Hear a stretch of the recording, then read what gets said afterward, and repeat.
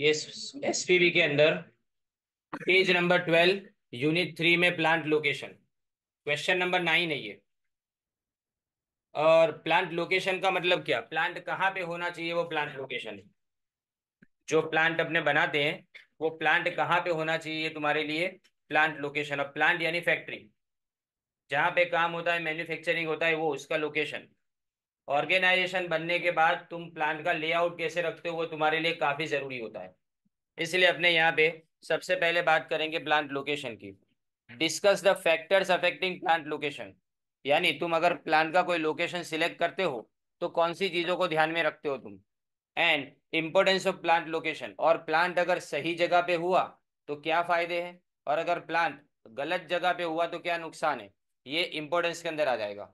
तो 3 क्वेश्चन है, पहले तो खाली मीनिंग लिखा है, उसके बाद में फैक्टर्स अफेक्टिंग है, और तीसरा लिखा है इंपॉर्टेंस ऑफ प्लांट लोकेशन।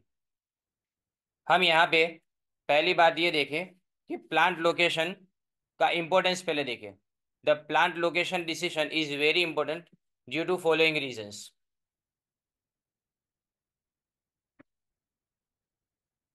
तो इसमें first thing, it affects the cost structure. Underline करो, कॉस्ट स्ट्रक्चर मतलब तुम किसी जगह पे अपना प्लांट रखते हो तो वो प्लांट अगर सिटी एरिया से दूर हुआ तो ट्रांसपोर्टेशन में ज़्यादा खर्चा हो जाएगा, या तो तुम्हारे मार्केट से दूर हुआ तो ट्रांसपोर्टेशन में ज़्यादा खर्चा हो जाएगा। And profitability of an organisation, profitability यानी नफाकारकता। Once the plant is located at one place, एक बार तुमने प्लांट बना दिया, उसके बाद में उसको ऐसा नहीं है कि चलो ये जगह पसंद नहीं आई दूसरी जगह चले जाते, तो वापस पूरा डिसमेंटल यानी उसको हटाना पड़ेगा, दूसरी जगह उसको ले जाना पड़ेगा, इसमें ज्यादा टाइम एनर्जी और मनी सब खत्म। राइट। सो इसीलिए हमारे लिए प्लांट को डिसाइड करना बहुत जरूरी है, प्लांट का लोकेशन डिसाइड करना।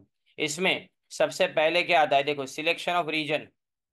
रीजन यानी एरिया को सिलेक्ट करना। दो तरह के फैक्टर्स है affecting plant location. They include following factors. सबसे पहले आता है प्रॉक्सिमिटी। प्रॉक्सिमिटी का मतलब नजदीक, किसी चीज का नजदीक होना। प्रॉक्सिमिटी कहाँ पे वर्ड सुनते हो, पता है, तुम्हारे मोबाइल में प्रॉक्सिमिटी सेंसर है। प्रॉक्सिमिटी सेंसर मतलब जब कान पे मोबाइल जाता है ना तो ऑटोमेटिकली स्क्रीन ऑफ हो जाती है। वो नजदीक होना किसी चीज का, वो प्रॉक्सिमिटी बोला जाता है। तो यहाँ पे प्रॉक्सिमिटी यानी when the location of plant is near to the market, तो अगर मार्केट से कम है तो मार्केट से नजदीक है तो ट्रांसपोर्टेशन कॉस्ट कम हो जाएगी, और quick delivery of goods, goods फटाफट डिलीवर हो जाएंगे कस्टमर को।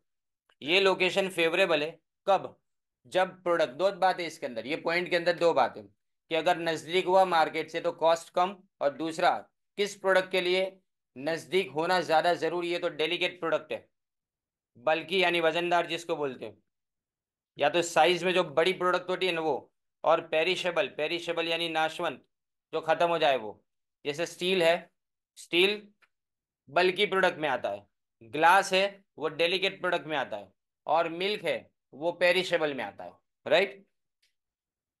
फिर easy access to materials and supplier. When location of plant is near to, underline करो the source of raw material, जहां से मटेरियल आता है उसके नजदीक होना। Business can ensure regular supply of raw materials, तो रेगुलर सप्लाई मटेरियल की आती रहेगी। This is necessary for bulky and weight losing material. Weight losing material यानी जिसका वेट धीमे धीमे कम होता जाए। राइट। तब जैसे sugar factory is located in that area where sugarcane is cultivated. याद रखो अपने यहाँ पे जो शुगर केन यानी शेरडी, वो जो यूज करते हैं ना, बराबर, वो बहुत ड्राई हो जाती है, लेकिन फैक्ट्री में जो जाती है ना शुगर की, वो एकदम जैसे ही खेतों में से निकाला तुरंत ही उसको प्रोसेस कर देना पड़े, इतना फास्ट ये प्रोसेस होना चाहिए, जिससे उसके अंदर जितना भी जो मटेरियल उसको चाहिए, रॉ मटेरियल शुगर बनाने के लिए, पूरा उनको मिल पाए। तो for example sugar factory is located in that area जहाँ पे शुगर केन को कल्टीवेट किया जाता हो। Similarly steel industry is located near the iron mines. Mines यानी खान, जिसमें से खनिज निकलता हो उन्हें उसको माइंस बोलते हैं। एंड कोल माइंस, कोल यानी कोलसा, वो तो पता है तुमको। तो अब यहाँ पे मटेरियल और सप्लाई के नजदीक होना, ये पॉइंट में हमने कौन सी बातें सीखी, पहली बात तो सोर्स ऑफ रॉ मटेरियल के करीब हो तो सप्लाई बराबर रहेगी, पहली बात। दूसरी बात, ये किसके लिए ज्यादा जरूरी है? बल्कि और वेट लूजिंग मटेरियल के लिए। बस, बाकी एग्जाम्पल है, बाकी जो है वो एग्जाम्पल है। उसके बाद में ट्रांसपोर्ट एंड कम्युनिकेशन फैसिलिटी।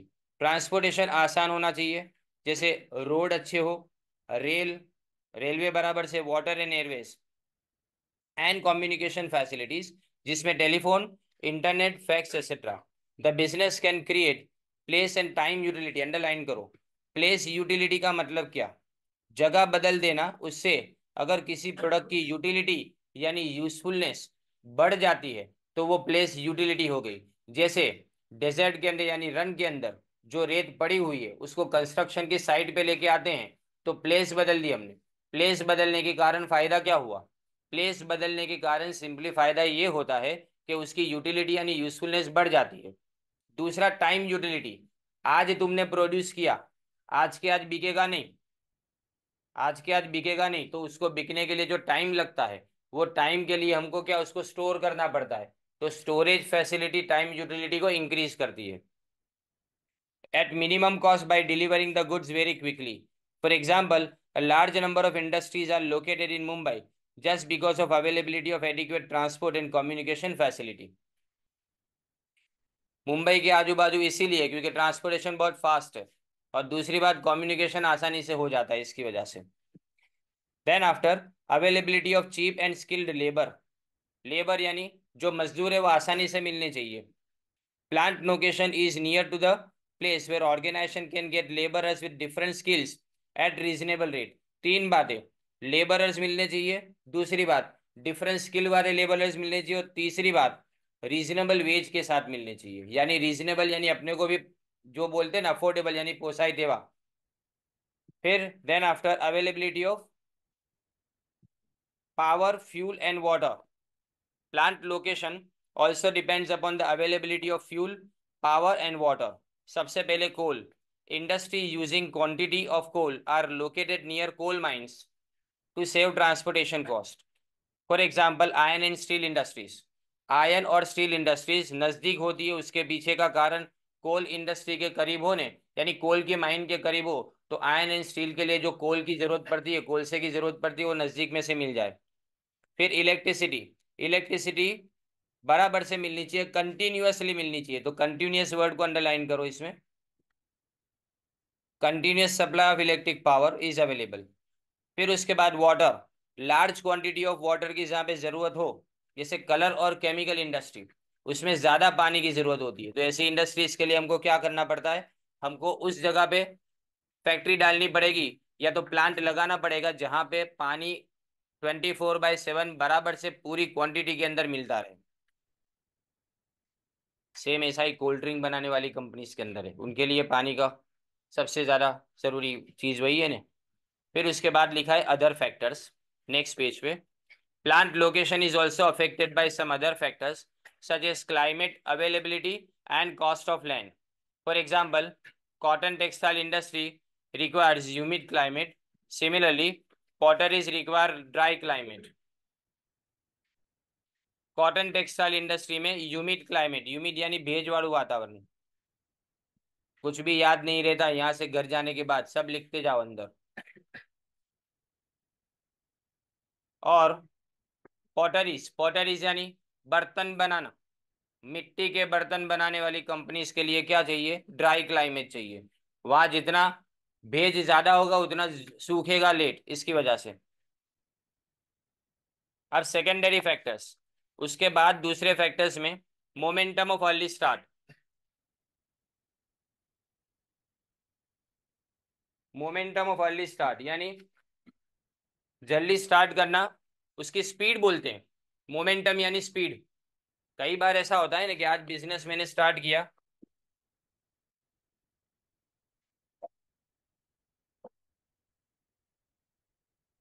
अगर मैंने आज बिजनेस को स्टार्ट किया, उसको स्टार्ट किया तो ऐसा नहीं है कि पहले दिन से फुल फ्लेज यानी 100% प्रोडक्शन स्टार्ट हो जाएगा। प्रोडक्शन स्टार्ट होने में टाइम लगता है, बराबर। दूसरी बात, मैं अगर बिजनेस के अंदर पहला हुआ, बाकी कोई दूसरा बाद में आता है, तो उसके अंदर भी मुझे फायदा होगा। ये पहला, दूसरा ये हुआ। उसके बाद देखो इंडस्ट्रियल एटमोसफियर। जो इंडस्ट्रियल एटमोस्फेयर अगर अच्छा हुआ, यानी मतलब इंडस्ट्री को बढ़ाने का गवर्नमेंट की तरफ से मौका दिया जाता हो, तो तीसरा special advantage of a place, कुछ जगह का एडवांटेज होता है। जैसे कि अगर कोई बंगाल के अंदर या कोई उड़ीसा के अंदर कोई बिजनेस स्टार्ट करना चाहता है, तो उसको गवर्नमेंट की तरफ से सब्सिडी दी जाती हो। दूसरी बात, अगर दरिया के किनारे के पास अगर कोई बिजनेस स्टार्ट करेगा नजदीक में, तो ट्रांसपोर्टेशन आसान हो जाएगा, एक्सपोर्ट करना उसके लिए आसान हो जाएगा। फिर सोइल एंड क्लाइमेट, मिट्टी कैसी है, क्लाइमेट कैसा है, वो भी देखा जाएगा। फिर पर्सनल फैक्टर्स है। पर्सनल फैक्टर्स यानी मतलब कई बार मुझे ऐसा लगता है कि मैं अपने गांव के अंदर बिजनेस को स्टार्ट करूं, तो ये मेरा पर्सनल ओपिनियन होता है कि मैंने जिस जगह पे जन्म लिया उसी जगह के अंदर मैं बिजनेस को स्टार्ट करूं।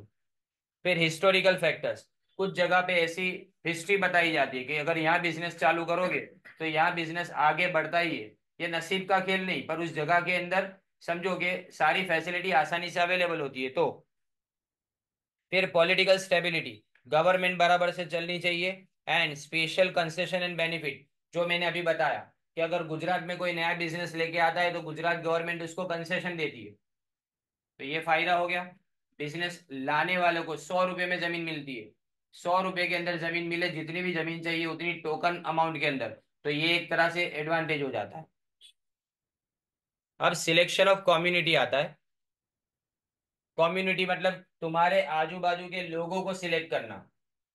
बराबर, कम्युनिटी में सिर्फ अकेला लेबरर नहीं आता, लेकिन काफी सारे दूसरे भी फैक्टर्स उसके अंदर आते हैं। अब इसमें देखें, पहले आता है adequacy of labour supply. A community should be such, adequacy यानी पूर्णता प्रमाण में लेबर मलू, इनफ क्वांटिटी के अंदर लेबरर्स अवेलेबल होने चाहिए, उसको एडिक्वेसी बोलेंगे। A community should be such which can provide adequate labour skill, यानी आपके पास लेबरर्स बराबर से मिलने चाहिए, स्किल वाले लेबरर्स मिलने चाहिए जो आपको चाहिए, एंड क्वांटिटी भी आपके पास होनी चाहिए, यानी इतने लोग भी मिलने चाहिए जितने की जरूरत है। फिर प्रिवेलिंग वेज रेट, देखो प्रिवेलिंग वेज रेट यानी प्रवर्तमान मजूरी जो आपने की है, यानी अभी जो एग्जिस्टिंग है ना, उसको अपने प्रिवेलिंग बोलेंगे। अभी जो करंटली चल रहा है ना, उसको अपने प्रिवेलिंग बोलेंगे। तो वेज रेट ऐसा होना चाहिए जो हमको अफोर्डेबल हो। हम ये नहीं चाहते कि वेज रेट कम हो, हम ये चाहते हैं कि वेज रेट अफोर्डेबल हो। A community should be such which can offer the labor at reasonable and prevailing wage rate. This maintains economy of the manufacturing. Economy यानी कर कसर बराबर रहेगी, यानी मैन्युफैक्चरिंग में तुम्हें ने बचत कर सकते हो, ये इकोनॉमी का मतलब हुआ। Attitude towards industries, a community must have favourable attitude towards industry. जैसे कि ये लोग आपके बिजनेस को बढ़ावा देने के लिए आगे आते हैं, लोग तुमको सपोर्ट करेंगे, तुम्हारी कम्युनिटी तुमको सपोर्ट करेगी, तुम्हारे जितने भी लोग हैं वो तुमको सपोर्ट करने वाले होने चाहिए, ना कि बार बार स्ट्राइक करने वाले हो। यानी हड़ताल करते रहेंगे तो प्रोडक्शन कैसे होगा। तो कम्युनिस्ट एटीट्यूड जो लिखा है ने, उसका मतलब क्या, समाजवादी विचारधारा। यानी ये ऐसे लोग ने कि जो ऐसा मानते हैं कि जो कुछ है ना वो एक इंसान का नहीं होना चाहिए, सब में बंटना चाहिए। तो वो इंडस्ट्रियलिस्ट को आगे बढ़ने से रोकते हैं। वो ऐसा मानते हैं कि जो भी वो प्रॉफिट कमाता है, लेबरर्स के हाथ में सारा पैसा जाना चाहिए। राइट। अब character of industry already present, a community should have diversified industrial pattern. Diversified का मतलब, डाइवर्सिफाइड यानी अलग अलग प्रकार नहीं, यानी डिफरेंट इंडस्ट्रियल पैटर्न। वेराइटी बोलते हैं ना, बहुत ज्यादा वेराइटी, उसको डाइवर्सिफाइड बोलते हैं। Industrial pattern, this is necessary for the fast growth of new plant. यानी इंडस्ट्रियल पैटर्न, अलग अलग, एक प्रोडक्ट के ऊपर आपको डिपेंडेंस नहीं रखना है, एक ही प्लांट के अंदर आप 10 अलग अलग प्रोडक्ट को बना सको ना, ऐसा प्लांट होना चाहिए। फिर restrictive laws and taxes, government की तरफ से जो टैक्स और लॉ लगाए जाते हैं वो, अब रिस्ट्रिक्टिव यानी आपको रोकने वाले, बराबर, रिस्ट्रिक्टिव यानी लिमिटिंग बोलते हैं उसको। रिस्ट्रिक्टिव को दूसरे वर्ड में क्या लिख सकते हैं, लिमिटिंग, यानी रोकना। While selecting the community, the businessman should consider the restrictions of various laws and provisions of tax laws. यानी टैक्स बराबर से ध्यान में रखेंगे, और जितने भी अलग अलग लॉ बनाए सरकार ने, तो गवर्नमेंट के लॉज को हमको पालना पड़ेगा। प्रोविजंस यानी जो भी सरकार की तरफ से प्रावधान किए गए ना, ऐसा बोलते हैं उसको। Living condition in the community, तो सोशल लाइफ प्रॉपर होनी चाहिए, यानी लोग अच्छे होने चाहिए। Good people at different level of organisation, अच्छे लोग सोसाइटी में होंगे तो हमारे पास अच्छे लोग आएंगे, हमारे पास काम करने के लिए जो लोग आएंगे वो बराबर से सोच लेके आएंगे। फिर adequacy of police and fire protection, ये भी बराबर होना चाहिए, पुलिस सर्विस और फायर प्रोटेक्शन, ये फैसिलिटी नजदीक में अवेलेबल होनी चाहिए। बड़ौदा में कितने फायर स्टेशन है, किसी को मालूम? 7। जो पॉपुलेशन है ना उसके हिसाब से 18 होनी चाहिए। कितने हैं? 7। टोटल फायर स्टेशन जो बोलते हैं ना वो खाली 7 है, पर होने चाहिए कितने? 18। जिस तरह से एरिया डेवलप हो रहे हैं वो, यानी अगर कोई बार ऐसा हो जाए ना, तो कोई बड़ा हादसा हो जाए या एक साथ में 6-7 जगह पे आग लगे ना, तो इनके पास कोई प्लान नहीं है। बात समझ रहे हो ना मैं क्या बोल रहा हूँ? यानी जो पॉपुलेशन बढ़ती है ना उसका रेशियो होता है कि इतनी पॉपुलेशन के सामने इतने फायर स्टेशन, और इतने करीब में होना चाहिए। कोई भी फायर स्टेशन 3 किलोमीटर के रेडियस से दूर नहीं होना चाहिए, जो भी एरिया नया डेवलप हो ना उसके। यानी नए नए एरिया डेवलप हो रहे हैं लेकिन फायर स्टेशन बन नहीं रहे। फायर स्टेशन की जिम्मेदारी किसकी होती है? वडोदरा म्यूनिसिपल कॉरपोरेशन की। 5,255 करोड़ का बजट बना है, बराबर। लेकिन उसके लिए 80% जो सहाय है ना वो गवर्नमेंट के पास से मांग रही है, गुजरात के पास से, जिसके सामने मिलेगा ठेंगा। Selection of site. अब सिलेक्शन ऑफ साइट यानी जगह की पसंद बोलते हैं, जगह जिसको बोलते हैं। While selecting the plant site following factors should be considered: plot of land and topography of the site. Topography यानी जमीन નું બંધારણ કહેવાય। The plot of land must be sufficiently large enough for the existing plant and for future expansion. Topography and soil mixtures must be suitable for the building. यानी जमीन तुम ऐसी select करो, जो जमीन सॉफ्ट जमीन के अंदर तुम अगर बोलो कि मैं 200 माल की बिल्डिंग बनाना चाहता हूं तो ये पॉसिबल नहीं है। अर्थक्वेक जहां पे ज्यादा आते हो वहां पे बड़ी बिल्डिंग बनाना पॉसिबल नहीं होता। नर्मदा डैम के आजू बाजू अलाउड नहीं है 8 माले से ऊपर की बिल्डिंग बनाना, उसके लिए आपको स्पेशल परमिशन लेनी पड़ती है। Adequate water supply, sorry, transportation facility. अच्छा, फ्यूचर एक्सपांशन। फ्यूचर एक्सपांशन यानी भविष्यનું વિસ્તરણ કહેવાય। फिर transportation facility, the site must be well connected by road and railway transport. It should be near public transport route, यानी जहाँ पे पब्लिक ट्रांसपोर्ट फैसिलिटी हो ना, जैसे वर्कर भी बराबर से आ पाए और हम भी गुड्स को बराबर से पहुंचा पाए। Then adequate water and power supply. Sufficient quantity of water and power should be regularly available at the plant site to satisfy the peak load requirement. Water और पावर सप्लाई बराबर। Power supply peak load requirement यानी जब full fledge पे तुम्हारा production चल रहा हो उस टाइम पे बार बार पावर सप्लाई कट हो जाए तो इससे क्या होता है? नुकसान प्रोडक्शन में और प्रॉफिट में नुकसान होगा। ये ना हो इसलिए पावर सप्लाई और वाटर सप्लाई बराबर से चलती रहे, ऐसा जरूरी है। तो ये तुम्हारा फर्स्ट क्वेश्चन हुआ। कितने पॉइंट थे उसके अंदर? टोटल 3 पॉइंट, जिसमें सबसे पहले जो था ना वो सिलेक्शन ऑफ रीजन था। उसके बाद उसके अंदर 6 पॉइंट और 2 सेक्शन, एक प्राइमरी और दूसरा सेकेंडरी फैक्टर्स। फिर दूसरा जो पॉइंट था उसके अंदर सिलेक्शन ऑफ कम्युनिटी यानी सराउंडिंग में कैसे लोग है वो, और साइट यानी जगह। ये 3 चीज हो गई। अब प्लांट लेआउट। प्लांट लेआउट यानी अरेंजमेंट। लोकेशन मतलब जगह, लेआउट मतलब arrangement. What is plant layout? Discuss various types of plant layout. तो plant layout is a technique of locating, लिखा है देखो, लोकेटिंग मशीन, मशीन की जगह, प्रोसेस की जगह और प्लांट की सर्विस की जगह। फैक्ट्री के अंदर डिसाइड करना 3 बातें: पहले मशीन को लोकेट करना है, मशीन कहाँ पे रहेंगे। दूसरा प्रोसेस, किस तरह से अपने 1 1 2 3 4 5 जितने भी स्टेप्स है प्रोसेस के अंदर उसको कंप्लीट करेंगे। और अलग अलग सर्विस रिपेयरिंग वगैरह जो भी है वो कहाँ होगा। To secure the greatest possible high quality output at lowest cost of production. 3 बातें इसके अंदर: क्वालिटी ऑफ आउटपुट अच्छा होना चाहिए, दूसरा ग्रेटेस्ट पॉसिबल, इसका मतलब क्वांटिटी बराबर होनी चाहिए, और तीसरा कॉस्ट ऑफ प्रोडक्शन कम होनी चाहिए। 3 quality plant location, plant layout से डिसाइड होती है, sorry. In simple term, the layout means arrangement, जो मैंने आगे बताया। The plant layout means systematic arrangement of plant, machines, selections, departments, and other physical facilities to secure efficiency in production or for supplying consumer services। तो मतलब क्या बताया गया आपको कि अगर मैं हर चीज को लेआउट ऐसा रखूं ना कि जिसके अंदर प्रोसेस बराबर से चलता रहे। एक एग्जांपल देता हूं कि अगर मशीन को ऐसे रखा गया हो कि एक प्रोसेस कंप्लीट हो, दूसरे प्रोसेस में ऑटोमेटिकली वो चीज तुरंत જ आगे बढ़ जाए, लेकिन अगर तुम उसको दूर रखोगे तो इसका मतलब तुमको यहां से वहां तक ले जाने के लिए टाइम भी चाहिए, लोग भी चाहिए, और इसमें कॉस्ट भी जाती है तुम्हारी, क्योंकि जो प्रोडक्शन तुम्हारा लॉस होता है वो तुम्हारे लिए कॉस्टली हो गया। लेकिन अगर बराबर से अरेंज किया हो कि एक प्रोसेस में से निकलने के बाद वो आउटपुट दूसरे प्रोसेस के अंदर इनपुट बन जाए, तो वो आसानी से प्रोडक्शन चलता रहेगा। Department and other physical facilities, जिसमें एफिशिएंसी प्रोडक्शन के अंदर होनी चाहिए और कंज्यूमर को हम प्रॉपर सर्विस दे पाए।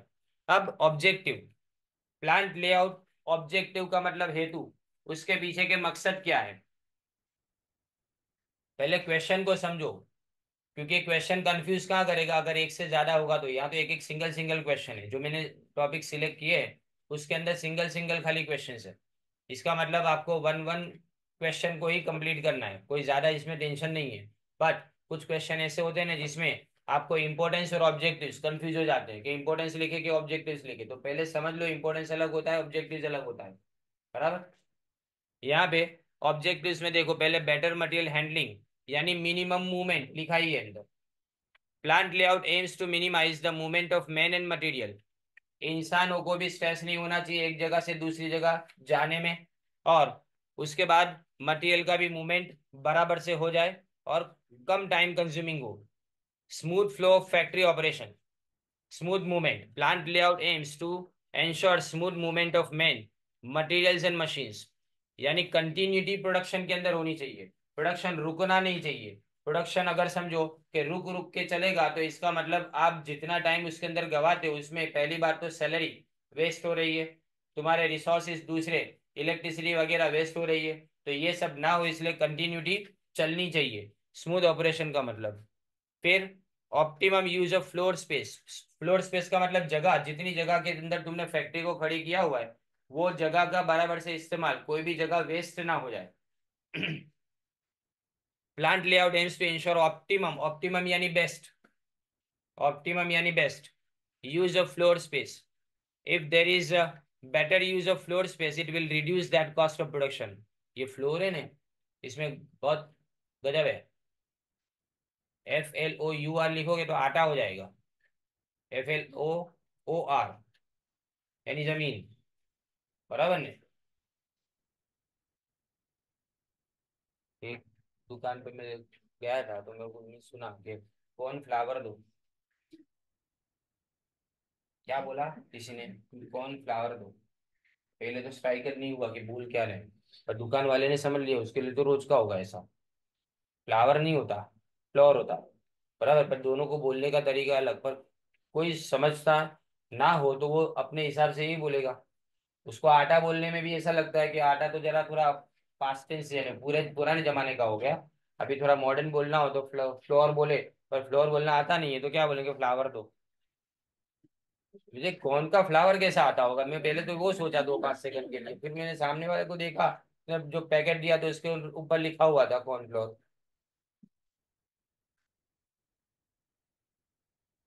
ऐसे स्पेलिंग के अंदर मिस्टेक करते हैं तो वहां गड़बड़ होती है। फिर आगे देखो, quick disposal of work and minimum wastage of time in production, time बर्बाद कम होना चाहिए प्रोडक्शन के अंदर। और quick disposal of work, work का डिस्पोजल यानी जल्दी जल्दी काम खत्म होना, उसको डिस्पोजल बोलेंगे, काम का खत्म होना। And minimum wastage of time in production, plant layout aims to ensure quick disposal of work and minimum wastage of time. वही बाजू में लाइन में लिखा हुआ है, पॉइंट है खाली इसके अंदर। ये जितने भी ऑब्जेक्टिव्स है ना, हेडिंग भी लिख के चले आओगे ना तो भी मार्क्स मिल जाएंगे। मैं इसीलिए बोलता हूँ, मैंने सुबह में इसको पढ़ के ये सारे क्वेश्चंस को बराबर से सिलेक्ट किया कि मैं पहले कौन से ऐसे क्वेश्चंस चला दूं जो अभी याद करो, तो बाद में भी उस टाइम तक याद रहेंगे। इसीलिए मैंने वो क्वेश्चन को ही सिलेक्ट किया है जो तुमको आज याद करोगे तो 6 तक याद रहे। और ये जनरल नॉलेज के सारे क्वेश्चन है, यानी ऐसा सब जगह पे होता है, वैसी बातों को अपने याद रखना।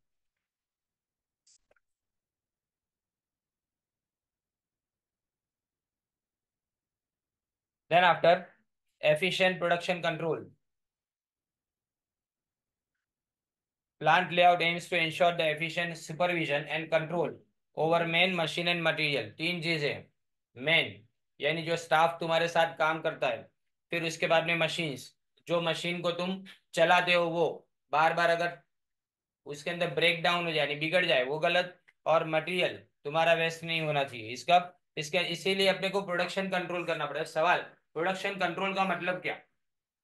प्रोडक्शन कंट्रोल यानी प्रोडक्शन ऐसे चलना चाहिए ना कि जिसके अंदर कोई भी तरह का ना तो ज्यादा प्रोडक्शन हो ना तो कम प्रोडक्शन हो, ना तो मार्केट में स्कैर्सिटी हो ना मार्केट के अंदर बहुत ज्यादा प्रोडक्ट चली जाए, ये दोनों ना हो, इसको प्रोडक्शन कंट्रोल बोलते हैं।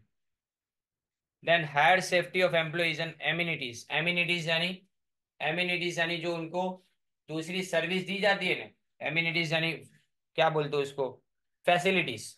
एमिनिटीज यानी फैसिलिटीज लिख दो। Plant layout aims to provide safety and security to the workers to ensure the full concentration of employees in work। concentration तुम्हारा काम के अंदर होना चाहिए, काम बर्बाद नहीं होना चाहिए। And built in provision for future expansion. आज मैंने प्लांट लेआउट ऐसा बनाया कि कल जाके अगर मुझे कोई प्लांट को एक्सपांड करना हो यानी बढ़ाना हो, मुझे मैन्युफैक्चरिंग ज्यादा करना हो, तो उसके अंदर मैं दूसरा मशीन ऐड कर सकूं ने, इतना प्रोविजन उसके अंदर होना चाहिए। तो बिल्ट इन प्रोविजन यानी उसके अंदर समाये लाओ। Plant layout aims to make provision for future expansion by allowing the flexibility। Then flexibility यानी बदलाव, उसको flexibility बोलेंगे। Then adequacy, adequate storage and packing facilities। इतनी जगह होनी चाहिए कि जो मटेरियल तुमने बनाया उसको तुम क्या कर सको, पहले तो पैक कर सको और पैकिंग करने के बाद उसको स्टोर भी कर सको। ये दोनों फैसिलिटी वहां पे होनी चाहिए, सफिशिएंट, पूर्णता प्रमाण में। देन नेक्स्ट पेज पे फैक्टर्स इन्फ्लुएंसिंग प्लांट लेआउट, एकदम छोटा सा क्वेश्चन है। Following are various factors affecting plant layout. अच्छा एक बात और बता दूं कि तुम्हारे लिए पेपर स्टाइल जो अभी करंटली चल रही है ना उस पेपर स्टाइल से अच्छी क्यों है? पहली बात तो 2 घंटे में पेपर कंप्लीट हो जाएगा। दूसरी और सबसे इंपॉर्टेंट बात, अभी की जो करंट अभी चल रहा है ना सेकंड ईयर थर्ड ईयर, उसके अंदर पेपर स्टाइल में 10 मार्क के 2.5 मार्क्स के क्वेश्चन पूछे जाते हैं जिसमें ऑप्शन नहीं होता। और हर क्वेश्चन एक एक यूनिट में से पूछा जाता है, जैसे कि पहले यूनिट में से पहला, दूसरे में से दूसरा, तीसरे में से तीसरा और चौथे में से चौथा, इस तरह से। अब 4 क्वेश्चन अड़ी अड़ी मार्क के यानी 10 मार्क के लिए तुमको पूरा सिलेबस पढ़ना पड़ता था, तुम ऑप्शन नहीं छोड़ सकते थे। अब यहाँ तुम्हारे पास सीधा ऑप्शन मिल जाता है। हम पॉइंट वाइज देखते हैं, कैसे देखते हैं ऑप्शन छोड़ना हो तो इनकेस आप पॉइंट देखो कि कौन कौन से पॉइंट में कितने टॉपिक है एक चैप्टर के अंदर। जैसे एक यूनिट की बात करूँ इसमें 2 चैप्टर है, एक यूनिट की बात करो इसके अंदर 2 चैप्टर है। एक चैप्टर तुमने नहीं किया तो वो एक क्वेश्चन में पूछा जाएगा, इसके और में दूसरा पूछा जाएगा, सिंपल सी बात है। राइट, तो इसी तरह से अपने को प्रिपरेशन करना है। जो मैं बता रहा हूं ने उसको ध्यान में रखो। इसमें 5 क्वेश्चन जो पहले के ना 1 से 5, वो 1 to 5 क्वेश्चन है ना टाइप्स ऑफ ऑर्गेनाइजेशन के बारे में। अब टाइप्स ऑफ ऑर्गेनाइजेशन तुमको लगेगा ये तो आसान टॉपिक है, पर मैं बोलता हूँ वही डिफिकल्ट है क्योंकि एक दूसरे में घुस जाएगा। जहां पे भी टाइप्स है ना अवॉइड करने का, 6 तरह के ऑर्गेनाइजेशन है, तो इस 5 के अंदर टोटल 6 तरह के अलग अलग ऑर्गेनाइजेशन। अब 6 ऑर्गेनाइजेशन के अंदर इसका कैरेक्टरिस्टिक उसमें घुस जाएगा, तो यहाँ याद नहीं रहता और बार बार याद करना पड़ता है। जबकि ये क्वेश्चन कैसा है, जनरल नॉलेज के। आपको लगेगा कि मैंने लेंदी सिलेक्शन किया है, पर वो लेंदी सिलेक्शन याद करने में आसान होने वैसा किया है कि जिसमें तुम पॉइंट भी याद करोगे तो कुछ भी उसके अंदर लिखना तुमको समझ में आ जाएगा। राइट, अब देखो मैनेजरियल पॉलिसी, इसमें पहला, they include the nature of product, size of plant, integration of production process, expansion plans, inventory level, employee facilities etc। देखो मैनेजरियल पॉलिसी मतलब मैनेजमेंट की पॉलिसी क्या होती है, मैनेजमेंट क्या सोचता है उसके उसके ऊपर से उसकी पॉलिसी डिसाइड होती है। जिसमें नेचर ऑफ प्रोडक्ट आती है, size of plan, integration of production process. Integration यानी अगर दो अलग अलग प्रोडक्ट बना रहे हो ना, तो एक प्रोडक्ट और दूसरी प्रोडक्ट एक दूसरे के साथ में कैसे इंटीग्रेटेड यानी जोड़ाएली છે કહેવાય। फिर एक्सपांशन फ्यूचर में करना चाहते हैं कि नहीं, इन्वेंट्री का लेवल यानी स्टॉक कितना रखना चाहते हो। स्टॉक तीन तरह के होते हैं, एक रॉ मटेरियल, एक वर्क इन प्रोग्रेस, और तीसरा फिनिश स्टॉक। ये तीनों दिन कितना होना चाहिए वो अपने देखेंगे। अब दूसरा, nature, nature of plant location, they include size shape and topography of the location. जगह कैसी है वो भी देखना है। प्लांट लेआउट के लिए जगह होना जरूरी है। लेआउट के लिए इतनी इनफ जमीन होनी चाहिए। और जमीन की टोपोग्राफी जैसे बताया कि उसकी उसका भंडारण कैसा है जमीन का, वो भी देखना है। फिर manufacturing process, continuous process, continuous मतलब 24/7 चलता रहे। जैसे आयन बनाने का हो, लोखंड बनाने का, वो 24 घंटे और महीनों के महीनों तक वो चलता रहता है, वो बंधन नहीं होता। उसके बाद में इंटरमीडिएंट, यानी 3 महीने काम किया 3 महीने बंद, इस तरह से जो सीजनल प्रोडक्ट होती है उसमें ऐसा होता है। फिर synthetic process and analytical process. Synthetic यानी सिंथेटिक प्रोसेस में दो तीन प्रोडक्ट को मिला के नई प्रोडक्ट बनाई जाती है। फिर एनालिटिकल प्रोसेस जिसमें अलग करना होता है, जैसे पेट्रोलियम, पेट्रोल डीजल अलग करो, वो एनालिटिकल प्रोसेस में आता है। फिर रिपीटेटिव, एक ही तरह की चीजें बार बार होती रहती हो। जबकि नॉन रिपीटेटिव जैसे मकान बनाना, वो नॉन रिपीटेटिव है, क्योंकि एक बार तुमने बिल्डिंग बना दी, दूसरी बिल्डिंग सेम नहीं बनेगी, अलग बनेगी, तो रिपीटेटिव प्रोसेस नहीं हुआ। रिपीट होना इसको रिपीटेटिव बोलते हैं। अब ये क्वेश्चन के बाद आता है product layout, what when it is suitable and discuss its merits and limitations. तो meaning, product layout means that type of layout in which machines are arranged in a line or in the order in which they are used in the process of production। कैसे use किया जाता है machine को? Machine को line में arrange किया जाएगा, या तो जिस तरह से उसको यूज किया जाता है वैसे उसको अरेंज किया जाएगा। इसके लिए ने एक डायग्राम भी है, पर इसमें ये पैम्फलेट में डायग्राम नहीं है। मेरे पास जो मेरा पैम्फलेट है, ये तो अपने बाहर से पब्लिकेशन के पास से लेते हैं, उसके अंदर वो डायग्राम बुक के अंदर से मैंने ड्रॉ किया था, वो मैं आपको इसका फोटो भेजूंगा। Under the product layout the raw material is placed at the end point end of the plant which becomes finish product at another end of the plant. एक जगह पे रॉ मटेरियल डाला, दूसरी जगह पे फिनिश गुड, उसको product layout बोलते हैं, सिंपल। जैसे एक जगह पे तुमने फ्लोर यानी आटा डाला, तो दूसरी जगह पे ब्रेड बन के तैयार हो जाए। तो ये पूरा प्रोडक्ट लेआउट, उसमें बीच में कहीं पे भी प्लांट के अंदर टच नहीं करने का होता है, कोई भी नई प्रोडक्ट ऐड करने की नहीं होती है, राइट, या उसके अंदर कोई मॉडिफिकेशन यानी चेंज करना नहीं होता है। सारा रॉ मटेरियल एक जगह पे तुमने डाल दिया और उसके बाद में फिनिश प्रोडक्ट तुमको मिल जाएगी। Line layout is also known as product layout because material remains in the continuous, यानी एक लाइन में मटेरियल रहता है, वो मटेरियल एक ही लाइन में रहता है, वो कभी भी कोई लाइन को ब्रेक नहीं करता। अब यहाँ पे तुम्हारे दिमाग में ये भी आ जाएगा कि मशीन के अंदर कोई एक जगह पे खामी है तो पूरा का पूरा प्रोसेस बंद हो जाएगा। बात समझ रहे हो ने? ये उसकी लिमिटेशन में आ जाएगा। देखो अभी इसके अंदर suitability, it is suitable in those industries which continuously produce standardise goods on large scale, जैसे शुगर इंडस्ट्री, डेयरी इंडस्ट्री और बॉटलिंग प्लांट।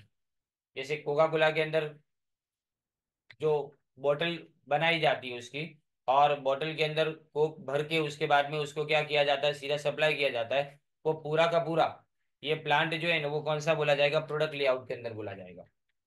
अब merit, mechanization of material handling, mechanization of material handling is possible, it is possible to make automatic material handling through the use of mechanical devices, जैसे कि conveyor belt. Conveyor belt यानी airport पे अपने देखते हैं ना, वो जो बैग्स आती है वो बेल्ट, उसको कन्वेयर बेल्ट बोलते हैं। ऐसा ही बेल्ट यहाँ पे भी होता है, एक जगह पे प्रोडक्ट जाती है, उसको आगे बढ़ाया जाता है, आदमी उसको छुएगा नहीं बिल्कुल भी। जैसे पोटेटो चिप्स बनाए जाते हैं, उसके अंदर भी सेम प्रोडक्ट लेआउट होता है, यानी स्टैंडर्ड पूरा प्रोसीजर आगे बढ़ता जाता है। फिर economy in material handling, when we put raw material at one hand we get finish product at another end, so there is no need for forward and backward movement of raw material from one department to another. Department बदलने की जरूरत नहीं है, एक ही department में सारा काम complete हो जाता है। यानी फॉरवर्ड मूवमेंट यानी मटेरियल को आगे भी बढ़ाने की जरूरत नहीं है, ना मटेरियल को पीछे लाने की जरूरत है कोई दूसरे प्रोसेस के लिए। इट रिड्यूसेस, अंडरलाइन करो, cost of material handling and vestiges. Material handling का खर्चा बच जाएगा। हैंडलिंग का मतलब एक जगह से दूसरी जगह ले जाना, और वेस्टेज का मतलब अगर बीच में टूट गया या समझो डिस्ट्रॉय हो गया या बिगड़ गया, ये सब। जब सुपर ब्रेड की फैक्ट्री बनी थी, सुपर ब्रेड जो फैक्ट्री बनी थी, तब एडवर्टाइजमेंट जो की जाती थी ना, वो यही की जाती थी, अनटच ब्रेड। रॉ मटेरियल से लेके फिनिश प्रोडक्ट तक उसको कोई भी जगह पे इंसान के द्वारा टच नहीं किया जाता। इस तरह से एडवर्टाइजमेंट उसकी होती थी। और वो शायद ये पूरे गुजरात के अंदर वो पहली मशीन थी जो बाहर से इंपोर्ट करके इस तरह से अनटच ब्रेड बनाती थी। यही मार्केटिंग उसको काम लगा था, यही मार्केटिंग इस कंपनी को काम लगा था। आज कोई भी कंपनी ऐसी नहीं है जो इस तरह से कोई प्रोसेस के अंदर से निकाल के दूसरी जगह पे ले जाए, ऐसा नहीं। सब जगह पे अनटच ब्रेडेड बनती है। पर वो जमाने में ये बहुत ज्यादा मायने रखता था। No accumulation of work in progress. Work in progress यानी जमा नहीं हो जाता, वर्क इन प्रोग्रेस यानी अर्ध तैयार माल की वजह। तो आधा तैयार किया किया हुआ जो गुड्स है ना, वो जमा एक जगह पे नहीं हो जाता है। Due to continuous production there is no accumulation. Accumulation यानी भेगू थवू के भाई, ऑफ वर्क इन प्रोग्रेस, और there are no semi finish goods. Semi finish goods होते ही नहीं है, सीधे एक जगह रो मटेरियल, दूसरी जगह finish product. Now introduction of production control. इसमें no accumulation of work in progress को अंडरलाइन करना इसके ऊपर। And introduction of production control, there is a use of automatic machines, so production planning and production control becomes easy. बात production control समझा चुका। What is production planning? कब कितना production करेंगे उसका प्लान बनाना, वो प्रोडक्शन प्लानिंग है। और जो प्लान बनाया वो हुआ कि नहीं, वो प्रोडक्शन कंट्रोल है।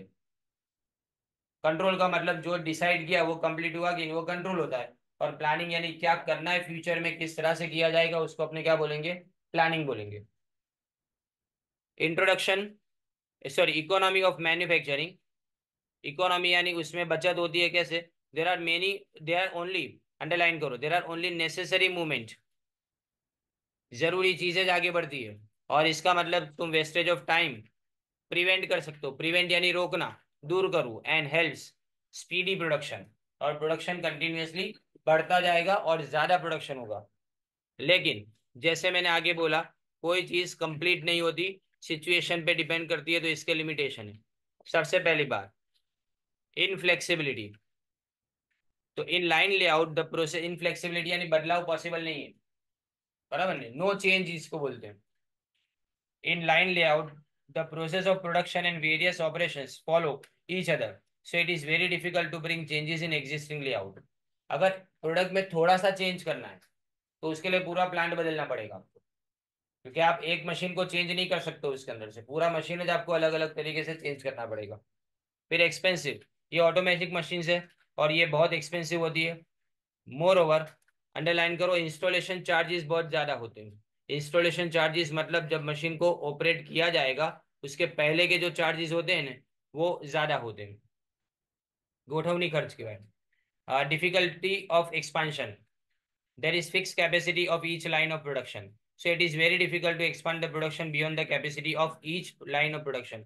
जैसे हमने सोचा कि एक दिन के अंदर 1000 किलोग्राम कोई मटेरियल बनेगा, मशीन के ऊपर उसकी कैपेसिटी 1000 किलोग्राम की है, तो 1100 किलोग्राम का अगर ऑर्डर मिला तो 100 किलोग्राम का हमको रिजेक्ट करना पड़ेगा, क्योंकि 100 किलोग्राम के लिए 1000 किलोग्राम की नई मशीनरी नहीं ला सकते तुम, तो एक्सपांड नहीं कर सकते बिजनेस को तुम। फिर नेक्स्ट देखें, इंटरप्शन थ्रू ब्रेकडाउन। मैंने आगे बोला, जो पहले बोला कि अगर कोई जगह पे भी खामी आई ने, पूरा का पूरा मशीन बंद हो जाएगा। The process of production and various operation follow each other to, so breakdown of single machine will disturb the entire production process। एक मशीन बिगड़ा ने तो पूरा प्रोडक्शन बंद हो जाएगा।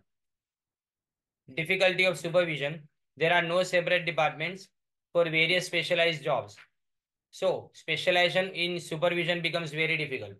आपको पूरी प्रोडक्ट तक चेक करनी है, फाइनल प्रोडक्ट, बीच बीच में चेक करने नहीं जा सकते, क्योंकि फाइनल प्रोडक्ट जाती है हाथ में, तो बीच में कहाँ गड़बड़ होती है उसका स्पेशलाइजेशन किसी के पास नहीं है।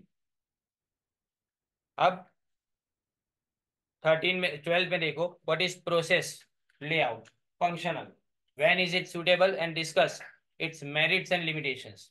तो meaning, process layout means the out layout in which separate process are created for similar machines which are performing similar functions. For example, there is a sorry, एक मिनट, separate departments, प्रोसेस नहीं, separate departments are created, अलग अलग department create किए जाते हैं। बताओ इसके अंदर एक जैसा प्रोसेस हो नहीं तो एक ही डिपार्टमेंट में जाएगा। जैसे वेल्डिंग करना हो तो वेल्डिंग डिपार्टमेंट में जाएगा, फिर चाहे कोई भी प्रोडक्ट का करना हो। सिमिलर फंक्शन के हिसाब से डिपार्टमेंट बनाए जाएंगे। For example there is a welding department for welding machine and there is lathe department, lathe यानी आयन को कट करके उसको शेप देना, वो लेथ डिपार्टमेंट बोला जाता है। जिसमें डाई बनाते हैं, मशीन की डाई जो आती है वो बनाते हैं वो, for lathe machines. Each department performs only one function or one process, so it is also known as process layout. इसको एक ही फंक्शन किया जाता है तो फंक्शनल डिपार्टमेंट भी बोलेंगे, फंक्शनल लेआउट भी बोलेंगे, या प्रोसेस लेआउट भी बोलेंगे उसको। सूटेबिलिटी, जॉब ऑर्डर इंडस्ट्रीज में जिसमें आपको स्मॉलर क्वांटिटी रेगुलर इंटरवल के अंदर प्रोड्यूस करनी है अकॉर्डिंग टू जॉब ऑर्डर। किसी ने काम दिया, काम में कंप्लीट कर रहा हूं तो बस उतना ही काम मुझे करना है, वो काम खत्म हो जाए उसके बाद में नया ऑर्डर आएगा, उसके अंदर कुछ नई रिक्वायरमेंट होगी, तो इस वक्त हमको प्रोसेस लेआउट की जरूरत पड़ती है, प्रोडक्ट लेआउट ना चले उसमें। अब एडवांटेजेस, सबसे पहले flexibility, it has got various department which are inter independent of each other. जैसे वेल्डिंग डिपार्टमेंट है और दूसरा लेथ डिपार्टमेंट है, ये दोनों डिपार्टमेंट में कोई सलोकार नहीं है, लेकिन दोनों को एक दूसरे का जब काम पड़े तो वो खुद के डिपार्टमेंट में नहीं करेंगे, वो दूसरे डिपार्टमेंट में भेजेंगे। So if there is a change in one department then the other department are not disturb, it is relatively flexible layout. जैसे कि अगर लेथ डिपार्टमेंट के अंदर कोई मशीन चेंज करना है तो वेल्डिंग डिपार्टमेंट अपना काम करता रहेगा, उसको कोई फर्क नहीं पड़ता इसमें। less expensive. It uses semi-automatic machines. Fully automatic नहीं, semi automatic machines which are relatively less expensive, जिसका खर्चा इतना नहीं आता। एंड स्कोप फॉर एक्सपांशन, इसमें एक्सपांड कर सकते हो क्योंकि वेल्डिंग डिपार्टमेंट का काम अगर बढ़ा तो सिर्फ एक डिपार्टमेंट को तुमको बढ़ाना है, बाकी सारे डिपार्टमेंट वैसे के वैसे रहेंगे तो भी कोई फर्क नहीं पड़ेगा। It allows the scope for expansion, for example to increase capacity of the welding department and organisation can increase welding instruments. तो अगर आपको कैपेसिटी इंक्रीज करनी है वेल्डिंग डिपार्टमेंट की तो ऑर्गेनाइजेशन क्या करेगा, वेल्डिंग इंस्ट्रूमेंट बढ़ाएगा, यानी ज्यादा वेल्डिंग इंस्ट्रूमेंट, जैसे आगे बताया स्कोप फॉर एक्सपेंशन में। Then no disturbance in case of break down, अगर एक डिपार्टमेंट के अंदर कोई मशीन बिगड़ गया तो दूसरा डिपार्टमेंट तो अपना काम करता रहेगा ना, इस डिपार्टमेंट के अंदर काम बंद होने से उसको कोई फर्क पड़ता नहीं है। It will not create any disturbance in another department. फिर full utilisation of equipment and better utilisation of worker, it makes full utilisation of all resources, क्योंकि जो भी मशीन है, टूल्स एंड पीपल, वो हम फंक्शन के हिसाब से अरेंज करते हैं। वेल्डर को सिर्फ वेल्डिंग का काम आता है तो उसको कोई दूसरे डिपार्टमेंट में नहीं भेजेंगे। For example welding expert gets job in welding department only. फिर डिसएडवांटेज, लेकिन उसके भी डिसएडवांटेजेस है। Mechanisation of material handling is very difficult, यहाँ पे मशीन के एक जगह से दूसरी जगह पे, सॉरी, मटेरियल को एक जगह से दूसरी जगह पे तुमको ले जाना पड़ता है, तो हैंडलिंग हो गया, मटेरियल हैंडलिंग का खर्चा बढ़ गया। Different machines are arrange in different department, तो मिकेनाइजेशन ऑफ मटेरियल हैंडलिंग और automatic material handling is not possible. जैसे आगे बोला कि प्रोडक्ट लेआउट में क्या था, एक जगह पे तुमने रॉ मटेरियल डाला, दूसरी जगह पे प्रोडक्ट मिल जाती है, तो बीच में कोई भी जगह मूवमेंट नहीं होता, या मूवमेंट होता है, जो इसका डिसएडवांटेज है। वेस्टफुल और too much material handling, the flow of material is not, underline करो, नॉट कंटिन्यूअस। मटेरियल एक साथ में आगे नहीं बढ़ता है, कंटिन्यूअसली आगे नहीं बढ़ता है। As a result there is a movement of material from one department to another department for different functions such as welding, printing, lathe etcetera. Welding के लिए, प्रिंटिंग के लिए, लेथ मशीन के लिए, सबके लिए एक एक अलग अलग डिपार्टमेंट में चीज़ों को भेजना पड़ता है, तो ज़्यादा मटेरियल हैंडलिंग हो गया। यहाँ प्रॉब्लम क्या होता है पता है आपको, ऐसे डिवाइस यूज करने पड़ते हैं ना जो चीज़ों को एक जगह से दूसरी जगह ले जाए, यानी आपको उसके लिए इंटरनल ट्रांसपोर्टेशन की जरूरत पड़ती है। And more waste of material, यहाँ मटेरियल वेस्टेज में भी जा सकता है, टूट सकता है। फिर accumulation of work in progress, यहाँ कैपिटल आपकी ब्लॉक हो जाती है। वर्क इन प्रोग्रेस आधा तैयार, एक डिपार्टमेंट बंद हो गया, अब उस डिपार्टमेंट के बिना फिनिश प्रोडक्ट बन नहीं सकती, उसमें कोई काम बाकी है, या तो उसके अंदर समझो कि इतनी कैपेसिटी नहीं है, तो बाकी सब डिपार्टमेंट अपना काम कर रहे हैं, तो वो तो अपना काम करते जाएंगे। लेकिन जब तक वो वाला डिपार्टमेंट चालू नहीं होता या अपना काम पूरा नहीं करता, तब तक यहाँ पे वर्क इन प्रोग्रेस हमारे पास जमा रहेंगे। तो तुम्हारी कैपिटल, जो पैसा तुमने अभी तक खर्च किया हुआ है, वो सब उसके अंदर ब्लॉक हो जाएगा। The process of production is not continuous, so there is a lot of work in progress of stock of semi-finished product.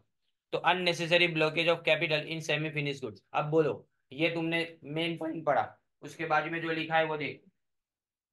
कोई भी नई चीज लिखी है जो मेन पॉइंट के अंदर है, वही को खाली क्या किया है, 2 लाइन में लिख दिया है।